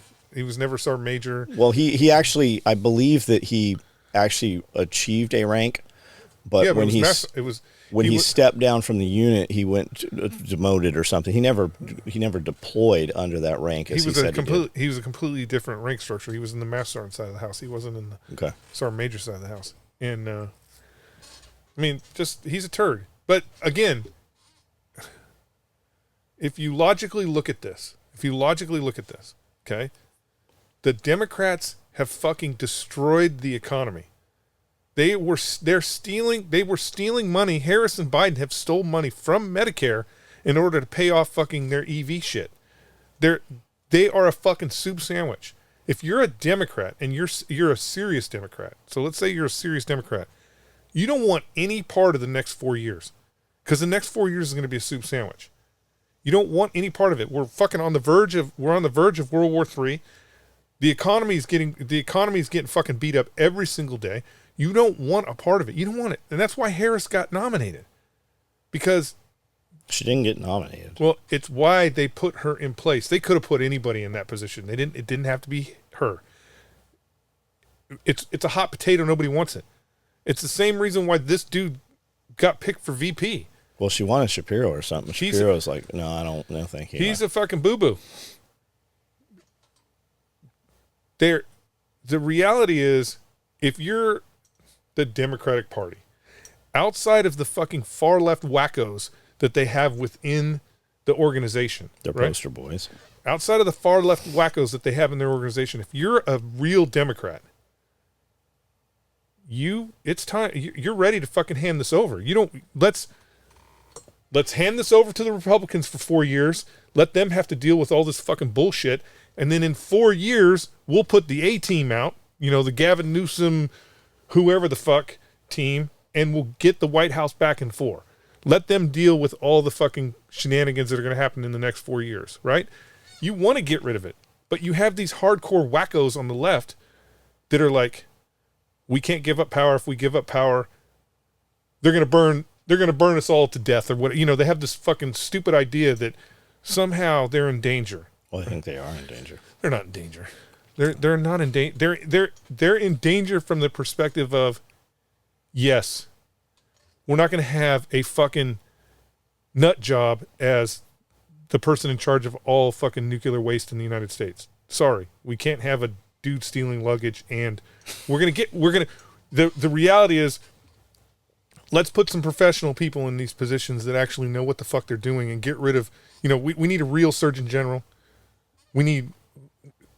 That's all that's going to happen. It's not going to be, I guarantee you, it's not going to be like the Democratic Party witch hunt that went on for the last 4 years. It's just not going to happen. Because we got more important things to do. We're getting ready to go into World War III. Do you think there's going to be an election? Yeah, there's going to be an election. Okay, so I think there's going to be an election. I really, Who do you think the candidates are going to be? we already know who they are. You think that's going to be it? Yeah, that's going to be it. Trump and Kamala. Yeah, it'll be Trump and Kamala. So if you look at social media, everything being targeted, there's a ton of paid ads behind it, right? Everything's Kamala this, Kamala that, Kamala is in the lead, Kamala this. But there's no real polls. Those aren't. No, it's funny that I saw something. Did you see all the AI shit going on? I saw this thing yesterday. It was like, in national polling, Kamala Harris wins the election. Yeah, you polled 100 people in Washington, D.C. But they're like, in national election, Kamala Harris wins the election, but because of the economy, Trump wins. No, that's not how it works, motherfuckers. So have you seen all the all these? She's been doing this tour, right? Yeah. Which is horseshit. She has not been doing a tour. You She don't showed go- up. Go ahead. You don't go, no matter what MSBC, CBS, all these fucking news agencies want you to believe. You don't go from the worst candidate that the Democratic Party had to superstar. Well, it's AI, right? So they have this picture taken from behind the crowd, and there's this massive fucking crowd, and it's kind of at an angle. Kamala Harris coming down off Air Force 2 or whatever, and they have this huge crowd. There's no reflection of the crowd on the turbines or anything, right? So they've AI'd this in here. When you enlarge the crowd, there's like 3 or 4 people in there with 3 hands, and there's a bunch of people in there with double faces. It's AI shit.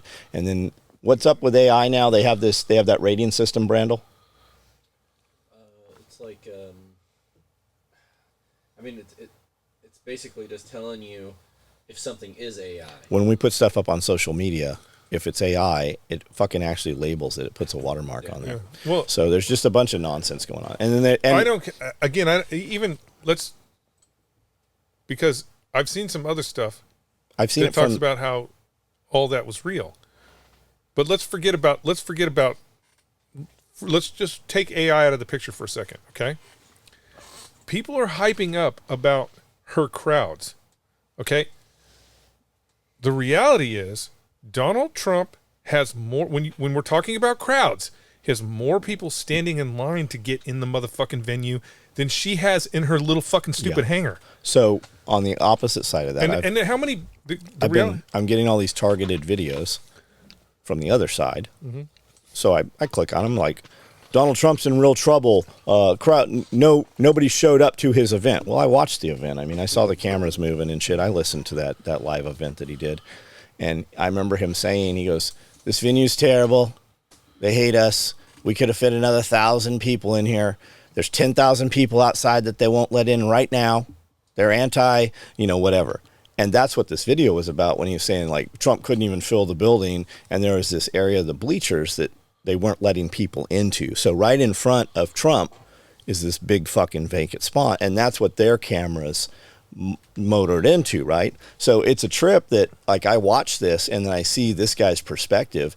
It's just, this is horrible and this is so embarrassing for Trump and this is, this just breaks all the morale. And I'm like, we watched the same video. Like, how is this your interpretation of this? And there's a bunch of them, man. It's wild. And that's what's being served to me right now. It's all propaganda. Like they keep pushing those videos in my feed. Well, the reality is that we just went from our lives. We went from having, what were we having? When I would end a live, I'd have between 35,000 was a super low, 35,000 views when I end the live. But it was usually about 60 to 80,000. And then a high one was about 120, 130,000. The lives right now, when I end the live, are showing 3,000 and 5,000. That's the demarcation. It started weeks ago. It started right when Trump started doing this and they have announced Kamala Harris. All those numbers have just fucking completely tanked everywhere. And when I look at all of my social media feeds, everything's fucking Kamala Harris. Kamala Harris. Kamala Harris. Yeah, it's propaganda. Mm-hmm. So 100% propaganda because she is the worst candidate. I mean, they would... Again, they would be way better off with, which they would never do because way better off with Tulsi Gabbard. They would be way better off with Kennedy. They would be way better. If you think about real leadership, if you think about real presidential people, there's a ton of people. There's a ton of other... The dude's a fucking total wacko. But they'd be better off with Bernie Sanders. Like, the reality is... She has no capability whatsoever to lead the country. Well, she's a communist. That's beside do you know? Do you know who her father was? I get it, but even as a communist, she has no capability. Like, if she was in the Communist Party, like if she was in China and she was in the Communist Party, right now, she would be sweeping the bathroom. She has no capability to lead or organize or do anything. She her only talking point that she so far has had is that she's going to do price restrictions. The funny thing is, she's talking about all this shit that she could do right now. Yeah. Right now. Like, this is how dumb Democrats are.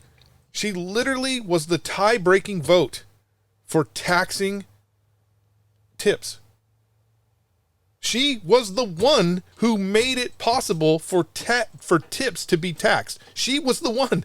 And now she's going around telling everybody, we're going to fix that. Well, all the bitch. stuff that side's now saying they're going to do is what Trump has said. Yeah. Julian Assange, all that. Yeah. The crazy thing is, that's how dumb Democrats are. That that they could actually look at her message and go, oh yes, oh I feel it. I know that's what you're going to do. She literally could do every single bit of it right fucking now, and she's not doing anything. We're going to close the border. You open the border, motherfucker. It's like the reality is it's like a fucking circus joke. I don't understand how anybody could even. So have you seen seriously these guys look at her as president? Have you seen these guys in the UK that are getting arrested for they're basically doing podcasts and stuff, and they're going around arresting them. Yeah. So now the UK is like, we're going to have the United States arrest people for social media posts and then extradite them to the UK. Yeah. Have you seen that? Are you aware of that? Yeah, I've heard it. How do you think that's going to go? Well, here's the problem. See, there's a lot of people talking about, hey, we already settled this we've already settled this, George, all these memes. It's not going to be a fucking British constable that comes to your door to arrest you. It's going to be a fucking FBI agent. It's going to arrest you for crimes, for whatever crime that we're going to extradite you to fucking England for. Now, is the FBI really going to show up at Ma Kettle's house and fucking extradite her to England? Probably not. It's probably going to be somebody. In order for our government to actually get involved with the stupid shenanigans that they're doing in England, it'll have to be somebody high profile, right? They'll have to make a statement. You're not, by arresting fucking John Smith and flying him to fucking England, you're not making a statement. You're not really making a statement. Plus, it's got to be Tim Pool. Plus, yeah, like Tim Pool, somebody like that. But plus, if you just take somebody from Middle America and send them to England to be charged for a crime that's not illegal here, Middle America is going to be fucking butt hurt. Like it doesn't matter what the person said. If our government is willing to send fucking, Tammy Pie Maker to England to be charged with this fucking heinous crime that's not illegal, you're going to have a serious fucking problem on your hands. Now, it's different if you get Alex Jones and send him over there. Then people are like, well, he says some shit. Right? It's kind of different if you take a high profile guy. We're a little more lenient in letting that high profile guy fight the fight, right? Did you see the guy? He's in the United States, does a podcast. He was talking about Israel, said a few things about Israel. And they came to FBI fucking executed a warrant the next day at his house, arrested him. Did you see any of that? I don't remember what his name is. I don't know. He's actually out right now, but they're fucking pursuing that shit. And that's to send messages. That's to make everybody else think twice. You can't say anything bad about Israel. You just can't. Why? Because there's a certain part of this country and that is owned and operated by Israel. So that's what I think. Yeah. We don't control Israel. Israel controls the United States. Yeah. I mean, the reality is, all your politicians have dual citizenship with Israel. They're influential. They are very influential in what gets said and what doesn't get said. Now, there's a lot of Israelis that are coming out, and there's a lot of Israelis that are coming out and actually talking out against what Israel is doing.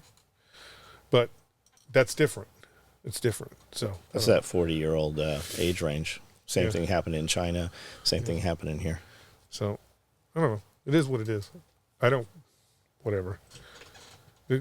Long after me and you were gone, like, we could be. The reality is, when we are intergalactic, right? When we're intergalactic, the United States or the world, okay, the world. When the world is intergalactic and we're flying around space, we have all space, the entire galaxy, and we're flying around space and we're doing stuff. We're above everything we're above every petty thing that's here in the United States. when the Palestinian spaceship flies by the Israeli spaceship, there's going to be some shit that happens. It's just the way it is. It's the way it has been. It's the way it always will be. There's never going to be peace between those two groups of individuals because that's just the way it is. There'll be some shit that happens. Somebody will throw a rock. Somebody will fire a missile. Space trash. Yeah, there'll be some space trash we jettison out or something, whatever. So they're always going to have that divide. There's no fixing it. So, whatever. All right.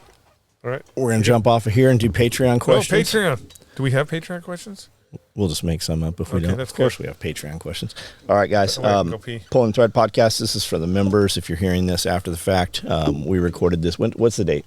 Today is the 16th of August. August 16th when we recorded this. So if you're hearing this months later, that's because you're not a member. This comes out free to the public months later. We have a membership. It's $10. It's on here on YouTube.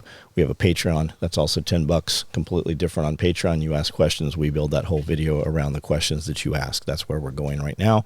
The Patreon is SOE Tactical Gear. Jeff has a Patreon also. It's Dog Kennel and Little Spoon. Make sure you follow him on YouTube as well as on Patreon. Gives a ton of shit away, and we're going to go over and actually give some stuff away on Patreon right now. See you guys next week.